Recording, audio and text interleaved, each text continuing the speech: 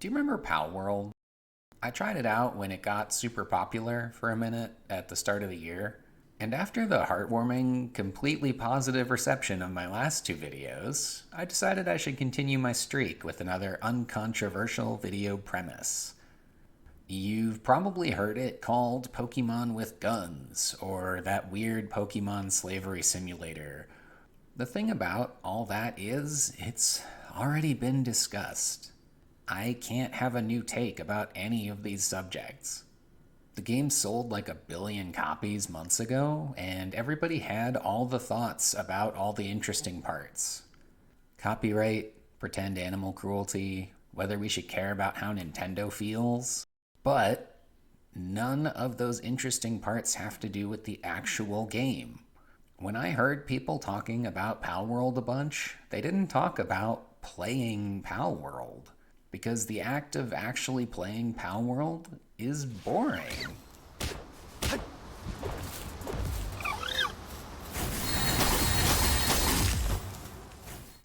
The description for this thing goes, fight, farm, build, and work alongside mysterious creatures called pals in this completely new multiplayer open-world survival and crafting game. Setting aside the intense irony of calling this game completely new, the synthesis of genres often brings about brilliant new games. The problem I have with Palworld is that Palworld doesn't feel good. The mechanics are all sloppy and chunky and, other gross stuff.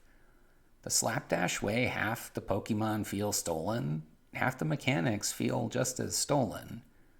This theft was done indiscriminately, without consideration for craft. This theft was then wallpapered over with what I'll call the veneer of edgy. They want to evoke parody. Work your Pokemon to death and then eat them, they say. Catch humans with your Pokeballs and then sell them for a profit, they say. You can sell people? Yeah, you could sell a human, apparently. That's But they're not even worth that much. Yeah, it was worth 3 humans is 1 Relaxaurus. This stuff is edgy in theory when you talk about it like that. But in the execution, it's about as edgy as a potato chip. I'll take a potato chip and eat it. Let's talk a bit more about those mechanics first, and then I'll circle back to that edge. I want to start by saying I played the game for around 10 hours. After 10 hours, I just gave up. In that time, I got to around character level 15 out of a max of 50 at the time of writing. And there's a bunch of stuff in there I'll admit I didn't see. For example, you can't even use guns until level 30 or something, which is wild. 10 hours is too many hours to suck. 10 hours is an entire season of Better Call Saul. 10 hours is 10 to 20 runs of Hades. 10 hours is halfway through Baldur's Gate 3. Is character creator. Let's take a closer look at those verbs they used in their sales pitch. Most of the combat just feels terrible. Melee is just this. You stand there and... like the enemy is a resource node. Anything you're fighting that's dangerous is too big and has telegraphed moves, so when you're up close, you can't actually see what's happening, which renders melee effectively useless. It's pointless in the easy fights, and it'll get you killed in the hard fights because you can't see anything. When you throw your Pokemon at somebody, they just auto-battle. There's no tactical input, there's no turns, there's no strategy. You can make build decisions about your dudes ahead of time, decide who to bring, tweak their moves. During combat, you can decide when to switch them out for your other fellas. In the time I played, that was it for strategy with the pals. You choose when to change them out. You have a combat roll, which feels kind of weird and floaty. The bows, I will admit, feel okay. The combat roll even switches to these fancy hops for directional changes when you're using a ranged weapon. Combat in this mode feels more like a third-person shooter, where you're blasting the enemy and dodging MMO-style area of effects on the ground to avoid damage. I imagine it feels the same with the guns, and I'd have liked to try that when I played. They seem to be one of the main selling points of the game, after all. Pokemon with guns, everyone says. But I guess Pokemon with guns eventually doesn't sell as well. As far as I can tell, that's it for the fighting. Even with a buddy, the strategy didn't evolve beyond we both shoot and we stand in different spots so we're not attacked by the AoEs at the same time. And worse, when you're trying to actually catch one of these Pokemon, having your Pokemon summoned or having friends there are both anti-synergistic, because your NPC Pokemon will just kill anything you're fighting unless you unsummon them. And if you have a friend there, you have to decide who actually gets to catch the Pokemon. These things are pretty bad game feel. So does the farming feel any better? Honestly, yeah, usually. The little dudes have animations where they interact with the stuff you build, and I liked what I saw. It was pretty cute and pretty harmless. The mechanics don't always work especially well. Dudes would frequently get caught on geometry and just stop doing stuff. When I tried to build anything, the game would automatically send dudes to help, but 3 out of 4 times I would build the thing by myself before they got there, because the dudes would get stuck on the geometry and just never show up. There are a lot of systems that made me wonder when the edgy stuff was gonna happen, especially in the farming. I would see pop-ups like, so-and-so is a slacker, or so-and-so is tired and refuses to work. And I kind of wondered, is this the game expecting me to kill them or something? Is this the edgy stuff?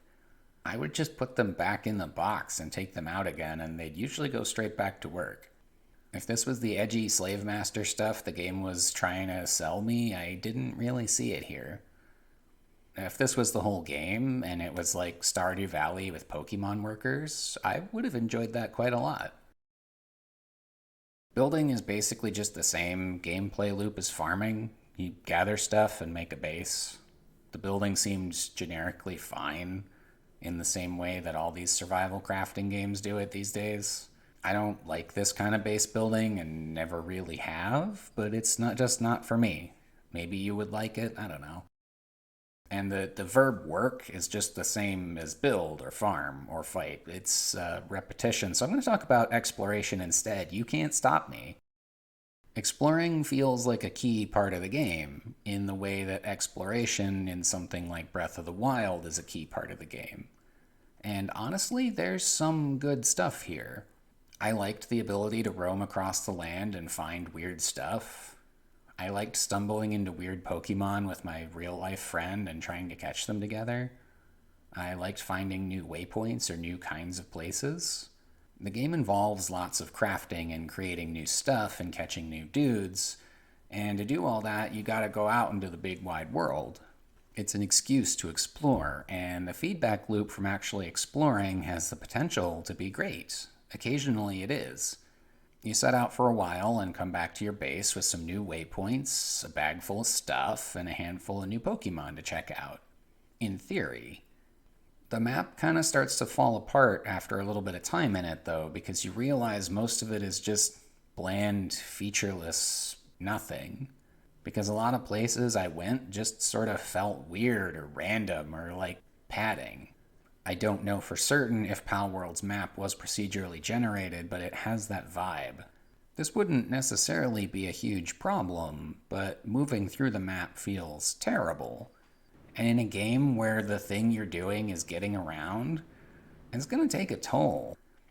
I get the impression from the trailer that the endgame solution is to just fly over everything. Finally, the mysterious pals. They're just Pokemon. Come on, we all know they're Pokemon. It's a Pokemon. Look at it. Look, they're Pokemon. I like them. They're cute and fun, and they do stuff that Pokemon do. You can hit them with a bat and you can eat them, which is, I don't know, that's kind of weird. But in actual Pokemon, you basically do all the same stuff. Except you have your Charizard commit the war crimes instead of doing it yourself. They call it fainting instead of dying. But in actual Pokemon, you gather like the pieces of dead Pokemon, and you can also eat them.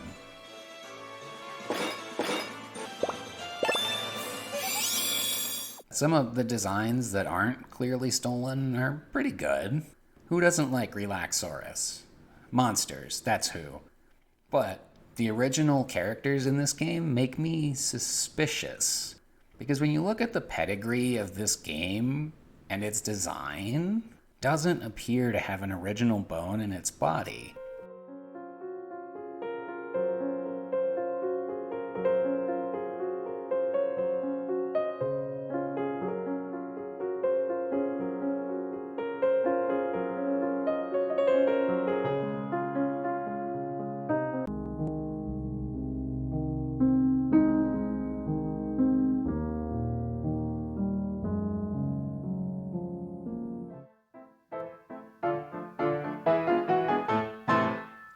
Plagiarize.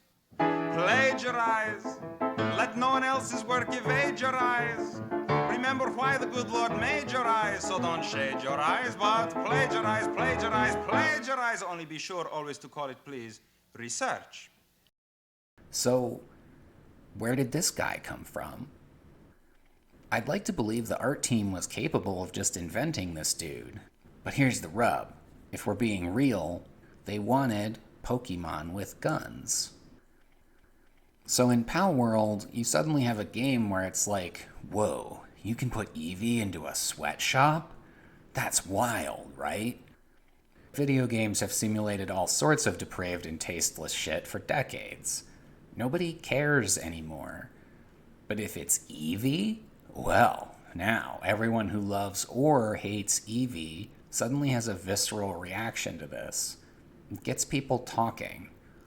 What I really wanted to bring up is, how is this tasteless and depraved behavior executed in the game? Not as part of that viral marketing campaign, but in the actual product you have once you've bought it. The reality is, this stuff is all just mundane and unremarkable. There is never a need to eat your Pokemon. And if you do, the game doesn't react. It doesn't care. You can give them guns? Whoa. Except, there are no moral consequences. Arming your Piplup doesn't teach it to seize the means of production or something.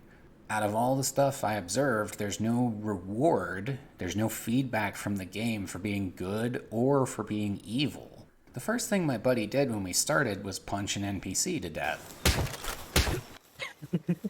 And we got a weird GTA-style wanted level immediately. A bunch of gormless cops flooded in from out of nowhere despite being on an abandoned island, and they tried to kill us, and we ran away with no effort whatsoever. And after escaping, the game just forgot about it entirely, which is to say it didn't end up meaning anything at all.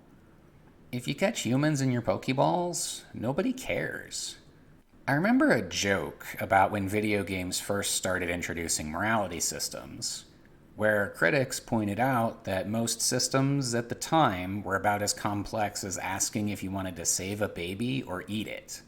Palworld doesn't even ask if you want to save the baby or eat it. They just gesture at a baby and say, here you go, here's a baby. It's a complete nothing event. So my opinion here is not a majority opinion. People loved this game. I'm going to do a little speculation on why. I believe most people who play a lot of Palworld have a fondness for Pokemon as a franchise. Pokemon with guns doesn't sell as well as this did because people don't care about Pokemon.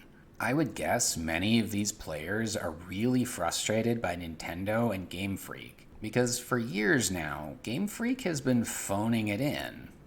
Pokemon is the highest grossing media franchise of all time, and yet, look at Scarlet and Violet. They have the nerve to sell this same unfinished game in 2 flavors. Palworld consistently looks and feels better to play than the most recent actual Pokemon game, which is just wild. The development budget for these things couldn't have even been close. And Palworld doesn't feel good to play, remember? Scarlet and Violet just feel worse. Especially, and this is the key, I think, in the multiplayer. All of the Switch Pokemon games have had some token gesture multiplayer, but every one of them has just been pathetic. Scarlet and Violet purports to have multiplayer where you go, like you join another person's world and interact, but that's a lie. There are no team battles, first off. None. You can't battle together in the world and do anything. Like, you can't help each other with any fights or trainers or play any story content at all whatsoever together. There are these crappy timed crystal battles that are like these 4-player raids where you race the clock against one superpowered enemy, and that's the only multiplayer battle you can do together. I don't know who likes these things, but as the only way to play together, they suck. Otherwise, all you can do is circle around each other in the open world and wait for the lag to kick one of you out. Seriously, when I tried playing the co-op with one of my kids, the game just chokes under the pressure. It's worse than many indie games co-op, and it's attached to the biggest selling media franchise of all time. I suspect the reason people like Palworld is that it's an open world game, which lets you collect Pokemon with your friends. That's all people wanted. Nintendo has failed to make it for way too long. So people are ready for someone else to do it. And they want to flip Nintendo the bird while they're playing. So, let's eat an Eevee while we're here. The Edgy BS was a smart marketing tactic to make people aware of this game with smaller resources and probably no marketing budget, but it has little to do with why people actually play the game once they learn about it. I tried it out with my buddy because we were expecting the cringiest edgelord humor and wanted to stare into the abyss. Honestly, we just didn't find any. But even the people who would genuinely enjoy that stuff, they stuck around because it's a digital third place, somewhere to screw around with your real-life pals and occasionally be like, whoa, look at this dude it caught, dude. Whoa. Probably. I think the game sucks, and the first talented dev to iterate on this idea while discarding the pretense of edginess and the blatant theft are going to create something a whole lot better. Thanks for watching. Hello. Sorry to pester you with this, but I have a Patreon. If you feel like losing some money between the couch cushions, I can promise it'll go toward buying my kids cool stuff while I keep trying to make cool stuff for you to watch. I also have a patron. Thank you, Josh. Special thanks to Josh. Also, special thanks to my buddy Florian for playing Palworld with me and helping me articulate so many of these thoughts. The script would have been way worse without their wisdom. Thanks also to all the friends who hung around and talked to us while we played.